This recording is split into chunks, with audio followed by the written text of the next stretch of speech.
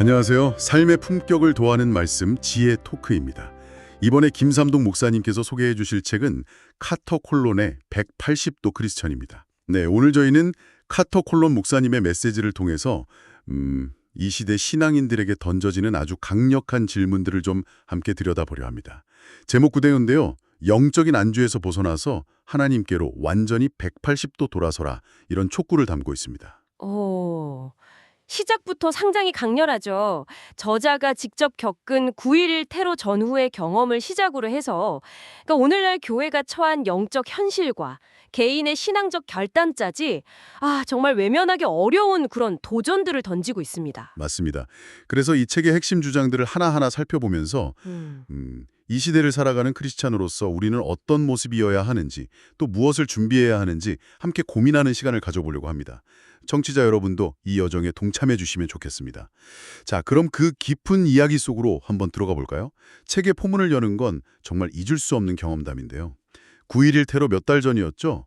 뉴욕 타임스 스퀘어 교회에서 예배가 다 끝났는데도 성도들이 자리를 뜨지 못하고 강력한 하나님의 임재 속에 잠겼던 그 순간들이 그려집니다.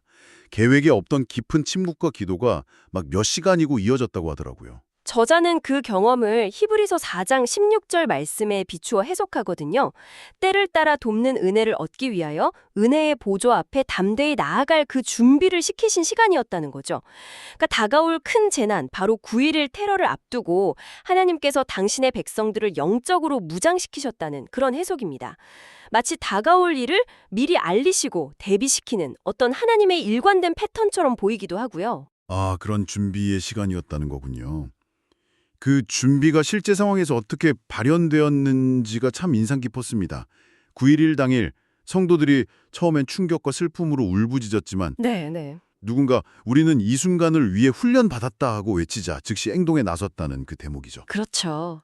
물, 식료품, 담요를 모으고 또 2주간 24시간 교대로 구호 요원들에게 샌드위치를 만들어 제공하고 교회를 쉼터로 개방하고요. 정말 놀라운 모습을 보여주죠. 네. 이게 바로 하나님께서 재난이나 심판 전에 반드시 경고하시고 준비시키신다는 그 성경적인 원리를 보여주는 생생한 사례라고 할 수 있습니다. 콜론 목사는 자신을 성벽의 파수꾼처럼 여기면서 이 경고의 메시지를 전하는데, 문제는 그 경고를 듣고 깨어 준비하는 이들보다 외면하는 이들이 더 많다는 현실, 이걸 좀 안타까워합니다. 9.11 몇 달 전에 어떤 사업가 모임에서 세상의 부의 허무함과 구원의 필요성을 막 역설했는데, 그 자리에 있던 17분이 테러 당일 세계무역센터에서 희생되었다는 그 이야기는 정말 좀 등골을 오싹하게 만들죠. 결국 하나님의 경고는 늘 있지만 우리가 그것을 듣고 반응하느냐가 관건이군요. 청취자 여러분께서는 혹시 삶 가운데서 다가올 어려움에 대한 어떤 영적인 민감함이나 그런 준비의 필요성을 느끼신 경험이 있으신가요? 이 타임스퀘어 교회의 이야기가 우리 각자에게 어떤 울림을 주는지 한번 생각해 보게 됩니다. 이제 콜론 목사는 현 시대 교회의 문제점으로 시선을 돌리는데요. 마치 사도 바울 시대의 고린도 교회처럼 세상의 화려함과 유혹에 빠져서 본래의 사명, 그러니까 영원 구원이라는 핵심 가치를 잃어가고 있다, 이런 따끔한 지적을 합니다. 타임스퀘어 한복판처럼 세상은 끊임없이 교회의 마음을 빼앗으려 한다는 거죠. 그러면서 영적 쇠퇴로 이어지는 6단계를 구체적으로 제시하는데요. 이 흐름을 좀 주목할 필요가 있어요. 이게 단순히 6가지 항목이 아니라 어떻게 교회가 서서히 무너져 내리는지 그걸 보여주거든요. 첫째, 교회가 사람을 높이는 데 집중하고, 둘째, 육욕적이고 성도들을 착취하는 그런 지도자를 용납하고, 셋째, 진리를 온전히 듣고 받아들이는 능력을 타협하고, 점점 심각해지는군요. 네, 넷째, 그릇된 영적 정체성, 그러니까 세상과 닮은 모습으로 변질되고, 다섯째, 명백한 악한 행실조차 용인하며, 여섯째, 결국에는 가난하고 소외된 자들에 대한 하나님의 마음을 완전히 잃어버리는 순서입니다. 핵심은 이 과정이 아주 교묘하게 진행된다는 점이죠. 처음엔 정말 사소해 보이는 타협들이 결국 교회의 본질을 완전히 잃게 만드는군요. 맞아요. 그래서 콜론 목사는 죄를 짓고 세상적인 쾌락을 추구하면서도 내적인 갈등이 전혀 없고 또 고통받는 이웃에 대한 아무런 부담감을 느끼지 못한다면 이미 영적으로 심각한 상태에 빠졌다는 신호일 수 있다고 경고합니다. 스스로 하나님에게서 얼마나 멀어졌는지조차 인지하지 못하는 그런 상태라는 거죠. 그럼 어떻게 해야 할까요? 바로 그 지점에서 저자는 간절한 기도를 촉구합니다. 주님만이 제 삶에 필요한 모든 것입니다. 주님이 맡기신 일을 감당할 뜨거운 마음과 능력을 부어주십시오. 이렇게요. 결국 본질, 즉 하나님의 가장 원하시는 영혼 구원의 사명으로 돌아가야 한다는 강력한 호소입니다. 그럴 때만이 그리스도의 참된 생명력이 우리 안에서 다시 역사하기 시작한다고 강조하고요. 교회가 사명을 이뤄가는 문제와 더불어서 콜론 목사가 지적하는 또 다른 심각한 문제는 십자가를 대하는 태도인 것 같습니다. 구원의 혜택은 누리려고 하면서도 그리스도를 따르는 그 자기 부인과 자기 십자가라는 대가는 거부하는 경향이 있다는 거죠. 네, 맞습니다. 십자가의 도가 멸망하는 자들에게는 미련한 것이라는 고린도전서 1장 18절 말씀처럼 십자가를 지는 삶 자체를 좀 어리석거나 부담스러운 것으로 여기는 그런 풍조를 꼬집는 거죠. 특히 서구 교회를 중심으로 죄사함, 내적 평화, 축복 같은 십자가의 결과물은 적극적으로 받아들이면서 그 길에 따르는 희생, 헌신, 고난은 외면하려는 경향이 짙다고 비판합니다. 이게 바로 자아 중심주의 신앙의 핵심적인 모습이고 그리스도 중심주의와 정면으로 배치된다고 보는 겁니다. 그 지점에서 예수님의 비유가 딱 생각나네요. 그 더러운 귀신이 나갔는데 집이 비어 있으니까. 나중에 더 악한 귀신 7을 데리고 들어와서 그 사람 형편이 이전보다 더 심하게 되었다는 그 이야기 말이죠. 콜론 목사는 이 비유를 어떻게 연결시키나요? 아주 직접적으로 연결합니다. 단순히 죄를 끊어내는 것, 그러니까 집을 청소하는 것만으로는 부족하다는 겁니다. 그 빈 마음에 그리스도를 주인으로 모시고 그분의 길, 즉 십자가의 길을 적극적으로 따르지 않으면 그 영적 공백 상태가 오히려 더 교묘하고 강력한 자기중심성이나 다른 악한 영들에게 문을 열어주게 된다는 거죠. 그래서 결국 이전보다 더 비참한 영적 상태에 빠질 수 있다는 그런 강력한 경고로 해석합니다. 성경에서 7이 종종 완전함을 상징하는데 여기서는 오히려 그 완전함이 더 악한 상태를 의미할 수 있다는 역설적인 해석이 참 인상적이죠. 정말 생각해 볼 문제네요. 청취자 여러분은 신앙생활에서 혜택과 대가 중에 어느 쪽에 더 마음이 기울어져 있신가요? 그리고 너희 죄가 반드시 너희를 찾아낼 줄 알라는 민수기 32장 23절 말씀에 대한 해석도 상당히 흥미로웠습니다. 보통 숨겨둔 죄가 결국 드러난다는 의미로 이해하기 쉬운데 원래 맥락은 그게 아니었다고요? 그렇습니다. 그 말씀이 주어진 원래 상황은요. 요단강 동편 땅을 먼저 분배받은 르우벤, 갓, 므낫세 반지파가 있었잖아요. 네. 그들이 나머지 형제들이 가나안 땅 정복 전쟁을 마칠 때까지 함께 싸우겠다는 약속을 지키지 않고 자기들 땅에 안주하려고 할 때 주어진 경고였어요. 즉 형제들의 고난과 책임을 외면하고 자기 안위만 챙기려는 그 이기심이라는 죄가 결국 공동체 전체 그리고 자기 자신에게 해악으로 돌아올 것이다. 이런 의미였죠. 단순히 개인적인 비밀 죄악의 폭로가 아니라 공동체적 책임의 방기에 대한 경고였군요. 네, 바로 그거죠. 공동체적 책임이요.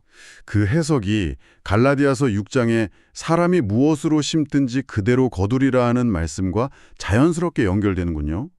육체를 위해 심는 이기적인 삶은 결국 썩어질 것을 거두지만 성령을 위해 심는 삶은 영생을 거둔다는 것. 여기서 성령을 위해 심는 것이 구체적으로 어떤 의미인가요? 갈라디아서 6장 전체의 맥락을 보면 명확해집니다. 단순히 개인적인 경건 생활을 넘어서서요.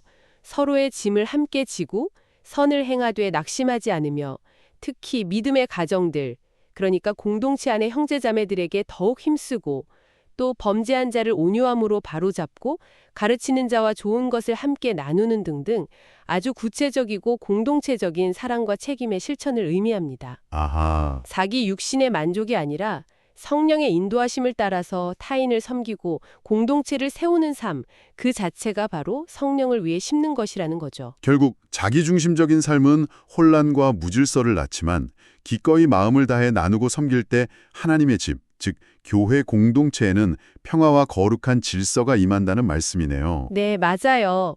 고린도전서 14장 33절 말씀처럼 하나님은 무질서의 하나님이 아니시오 오직 화평의 하나님이시니라. 결국 서로 사랑하라는 그 세 계명의 실천이 관건이겠습니다. 책에서는 삼손의 이야기도 아주 비중 있게 다루는데요. 하나님께 나실인으로 구별되어서 엄청난 힘을 받았지만 결국 딜릴라의 유혹에 넘어가서 모든 것을 잃고 비참한 최후를 맞이한 삼손.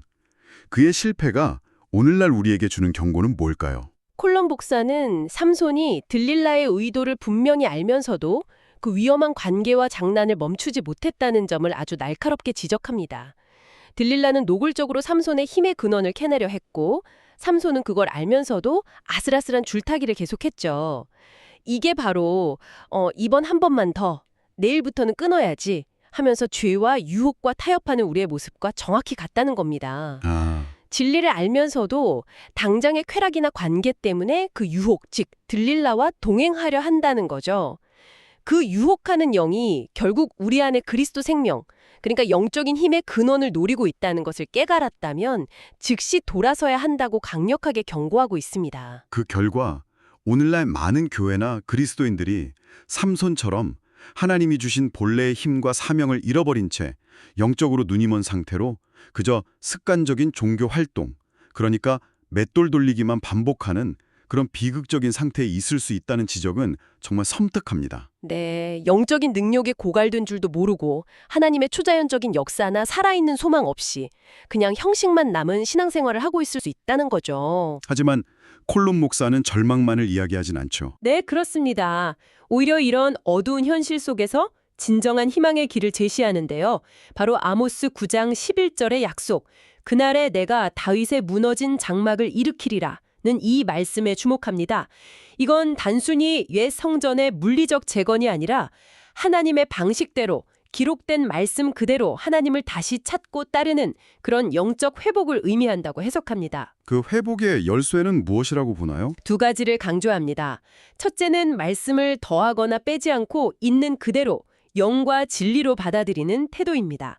인간적인 생각이나 편의에 따라서 말씀을 왜곡하거나 취사 선택하지 않는 것이죠. 둘째는 역대상 21장에 나오는 오르난의 타작마당 이야기입니다. 다윗이 인구조사라는 죄를 범해서 이스라엘에 재앙이 임했을 때 하나님은 다윗에게 천사가 나타났던 바로 그곳, 평범한 농부였던 오르난의 타작마당에 제단을 쌓으라고 명하시죠. 그때 오르난의 반응이 정말 놀랍습니다. 왕이 와서 당신의 타작마당이 필요하다고 하자 그는 망설임 없이 왕이시오, 다 가지십시오. 이것은 모두 당신의 것입니다 라고 말하면서 자신의 소와 타작하는 기구, 심지어 땔감과 밀까지 전부 내어놓잖아요. 네, 그렇죠. 그의 전적인 헌신을 본 다윗은 그 자리가 바로 하나님의 성전이 세워질 곳임을 깨닫게 되죠. 콜럼 목서는 바로 이 오르난의 모습을 통해 하나님께서 오늘날 우리에게 말씀하시는 바를 설명합니다. 하나님께서 우리에게 오셔서 나는 네가 가진 것, 너의 시간, 너의 재능, 너의 전부가 필요하다. 나는 이미 너를 위해 모든 값을 치렀다. 이제 너를 통해 나의 일을 이루고 싶다고 말씀하신다는 거죠. 하나님은 오르난처럼 자신의 소유를 움켜쥐는 대신 하나님의 절실한 필요를 알고 기꺼이 자신을 내어드리는 그런 평범한 사람들을 찾으시고 그들과 함께 거하시며 일하신다는 강력한 메시지입니다. 이것이 진정한 회복의 시작이라는 거죠. 그렇게 개개인이 하나님께 온전히 자신을 내어드릴 때 아모스 9장 13절의 놀라운 약속, 그러니까 파종하는 자의 뒤를 추수하는 자가 따를 만큼 엄청난 영적 부흥과 추수가 일어나서 이기심이 극복되고 수많은 영혼이 주님께 돌아오는 역사가 일어날 것이라는 그런 비전을 제시하는군요. 네, 회심자가 너무 많아서 제자 훈련시킬 사람이 부족할 정도의 그런 부흥 말입니다. 와. 네, 결국 개인의 온전한 헌신과 회개가 공동체적인 부흥과 회복으로 이어진다는 희망적인 전망입니다. 책의 마지막 부분은 이제 우리가 살아가는 이 마지막 때를 어떻게 준비해야 하는지에 초점을 맞추는데요. 두려운 시대임은 분명하지만 진정한 그리스도의 제자라면 낙심하거나 두려워할 필요가 없다고 말하죠. 베드로전서 4장 12절처럼 불같은 시험을 이상한 일 당하는 것처럼 여기지 말고 또 히브리서 12장 말씀처럼 흔들리지 않는 나라를 받았으니 감사함으로 경건함과 두려움으로 하나님을 기쁘시게 섬기라고 권면합니다. 앞으로 우리의 믿음이 정말 진짜인지 아니면 그냥 껍데기뿐인지 철저하게 검증받는 시간이 올 것이라고 경고합니다. 특히 마지막 때에는 불법이 성행하고 오랫동안 지켜온 가치들이 무너지며 디모데후서 3장에서 묘사된 것처럼 경건의 모양은 있지만 경건의 명적은 부인하는 종교적 위선과 기만이 극심해질 것이라고 예견합니다. 겉으로는 신앙심 깊은 척하지만 실제로는 자기 욕망을 따라 살고 온전한 회심 없이 그리스도를 전혀 닮지 않은 모습으로 살아가는 이들이 많아질 거라는 거죠. 세상 전체가 점점 더 노골적으로 그리스도와 그분의 가치에 반하는 길로 갈 것이라는 그런 진단입니다. 이런 시대를 살아가는 우리에게 필요한 자세는 무엇일까요? 코를 목사는 마태복음 25장에 기름을 준비한 지혜로운 5처녀의 비유를 통해 설명하는데요. 여기서 기름을 어떻게 해석하나요? 그는 이 기름을 하나님과의 정직하고 친밀한 개인적인 관계를 맺기 위해 기꺼이 시간과 마음을 들이는 영적인 준비 상태라고 해석합니다. 단순히 교회 출석이나 종교적 행위가 아니라 점점 깊어지는 영적 어둠 속에서도 신랑 되신 주님을 맞이할 수 있도록 깨어 기도하며 그분과 교제하는 그 삶 자체가 바로 준비된 기름이라는 거죠. 아, 그냥 행위가 아니군요. 네. 이건 남에게 빌릴 수도 없고 단번에 살 수도 없는 꾸준히 쌓아가야 하는 어떤 영적 실력과 같은 것입니다. 결국 마지막 심판 때 중요하게 여겨지는 것은 화려한 종교적 업적이나 신학적 지식이 아니라 아주 실제적인 사랑과 섬김의 삶이라는 점을 강조하는군요. 줄일 때 먹을 것을 주고 목마를 때 마시게 하고 나그네 되었을 때 영접하고 헐벗었을 때 입히고 병들었을 때 돌보고 옥에 갇혔을 때 찾아보는 것. 네, 맞습니다. 이것이 이사야 58장에서 하나님께서 기뻐하시는 참된 금식, 즉 흉악의 결박을 풀어주며 압제당하는 자를 자유케 하고 줄인 자에게 양식을 나누는 삶과 정확히 일치합니다. 그렇군요. 하나님과의 깊은 관계, 즉 기름 준비는 반드시 이웃을 향한 구체적인 사랑과 섬김, 양과 염소의 비유에서 나오는 그 모습으로 나타나야 한다는 것이죠. 이 둘은 분리될 수 없는 하나입니다. 그래서 책 전체를 관통하는 최종적인 외침은 이것으로 모아집니다. 만약 당신이 지금 하나님과의 친밀한 관계 속에서 이웃을 섬기는 이런 삶에 살고 있지 않다면 하나님의 집에 거하고 있다고 생각하는 당신부터 먼저 지금 당장 180도 돌아서십시오. 아주 강력하고 직접적인 도전이네요. 오늘 카터콜론의 180도 크리스천을 통해 영적 안일함에서 벗어나 하나님께 전적으로 돌아서는 삶이 무엇인지에 대한 깊은 성찰의 시간을 가졌습니다. 하나님의 경고에 민감하게 반응하고 교회의 본질적인 사명을 회복하며 자아 중심적인 신앙을 버리고 십자가의 길을 기꺼이 따르며 말뿐이 아닌 행동으로 이웃을 섬기고 또 다가올 시대를 영적으로 깨어 준비하는 것. 이것이 바로 180도 돌아서는 삶의 구체적인 모습이 아닐까 싶습니다. 네, 핵심은 더 이상 종교적인 형식이나 활동에만 머무르지 않고 하나님과의 살아있는 관계 속에서 그분의 마음, 특히 잃어버린 영혼과 고통받는 이웃을 향한 그분의 긍휼하심을 품고 세상 속으로 나아가는 것입니다. 책에서 거듭 강조하듯 우리 안의 이기심을 극복하고 오르난처럼 하나님의 필요에 기꺼이 우리 자신을 내어드릴 때 비로소 개인과 공동체에 진정한 부흥과 회복이 임할 것입니다. 그때 이사야 58장의 약속처럼 우리의 빛이 새벽같이 비치고 우리의 치유가 급속하며 하나님의 영광이 우리 뒤에서 우리를 지키실 겁니다. 청취자 여러분, 이 책은 분명 다가올 환란에 대한 외적인 준비도 이야기하지만 어쩌면 우리 각자에게 가장 시급한 180도 회전은 우리 마음 깊은 곳에 자리한 들릴라와 같은 죄의 유혹이나 뿌리 깊은 이기심을 정직하게 대면하고 거기서부터 돌아서는 내적인 결단일지도 모르겠습니다. 오늘 당신에게 필요한 그 180도 회전은 과연 무엇일지 잠시 멈추어 깊이 생각해 보시는 것은 어떨까요? 삶의 품격을 더하는 말씀 지혜 토크. 오늘 저희가 준비한 내용은 여기까지입니다. 다음 시간에 더욱 깊은 통찰과 지혜로 다시 찾아뵙겠습니다. 들어주셔서 감사합니다.